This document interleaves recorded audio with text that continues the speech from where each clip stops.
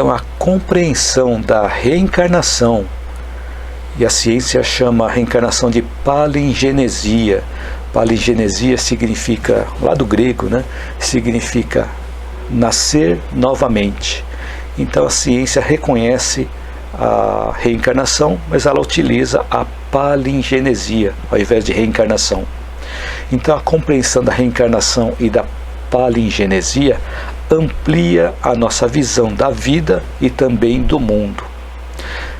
E eu gosto de lembrar e ressaltar que a reencarnação não é um dogma religioso e nem dogma filosófico, e sim uma lei biológica, é uma lei natural. Trouxe aqui um livro, está escrito assim: a reencarnação é uma lei biológica. A reencarnação como lei biológica, escrito por um médico, Dr. Décio Iandoli Jr. Então, bastante interessante também a leitura. Então, o entendimento da reencarnação não significa que nós vamos deixar de sofrer, mas vamos ter um entendimento diferente do mundo, que vai nos permitir transformar aquele sofrimento em um significado. E quando nós encontramos um significado, nós deixamos de sofrer, segundo nos ensina Viktor Frankl. Então essa questão da reencarnação, ela é vista já pela ciência há algumas décadas. Eu trouxe aqui um livro do publicado pelo Dr. Ian Stevenson. Aqui ele coloca reencarnação, 20 casos. São 20 casos de reencarnação que ele trouxe nesse livro. Ele é um grande pesquisador.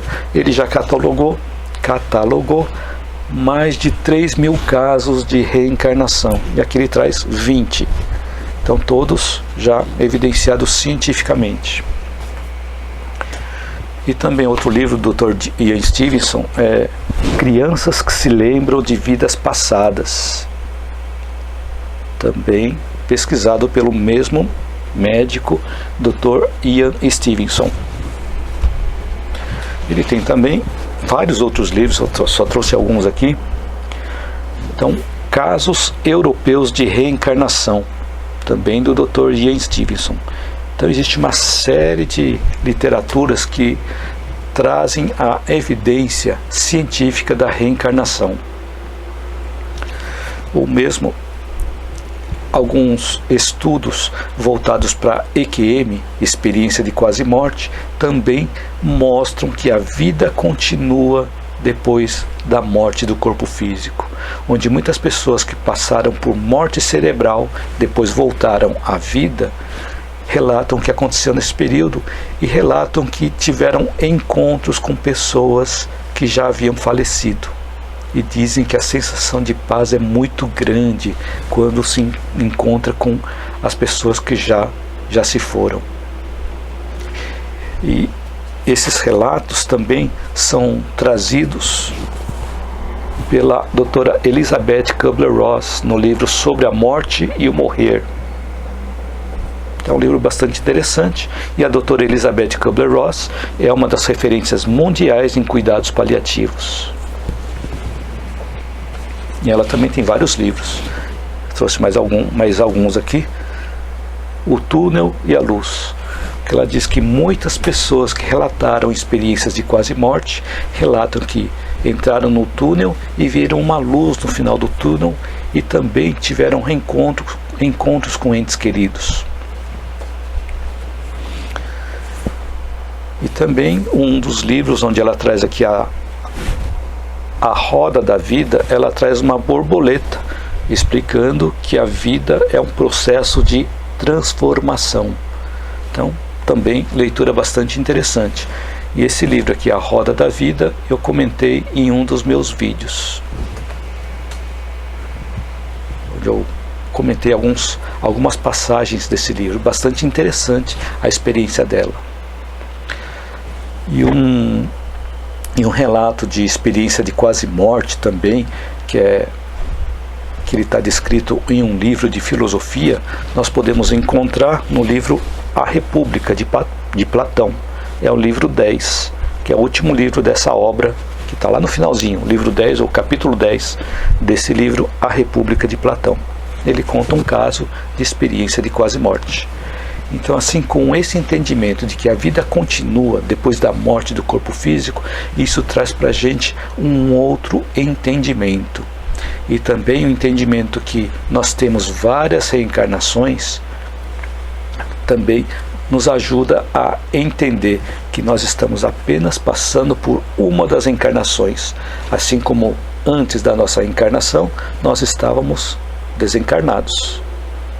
E depois de terminar essa encarnação, nós vamos também nos desencarnar, ou seja, ficar sem carne, né? Então, nós vamos ficar sem a matéria do corpo físico. Então, nós vamos passar por vários processos de reencarnação.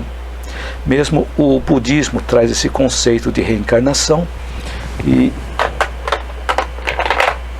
também eu trouxe mais um livro, o livro tibetano dos mortos, também muito rico nesse conhecimento da cultura budista. Então existem várias outras obras relatando essa situação de experiência de quase morte, além das que eu comentei também.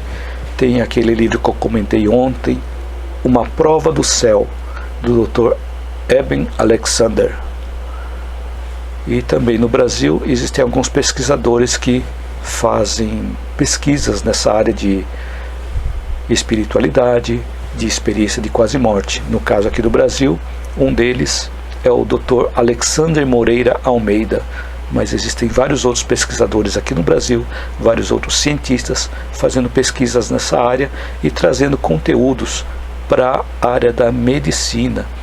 E a área da psiquiatria está sendo bastante também envolvida nesse processo de espiritualidade. Bom, então vou contar um relato meu, uma experiência que eu tive.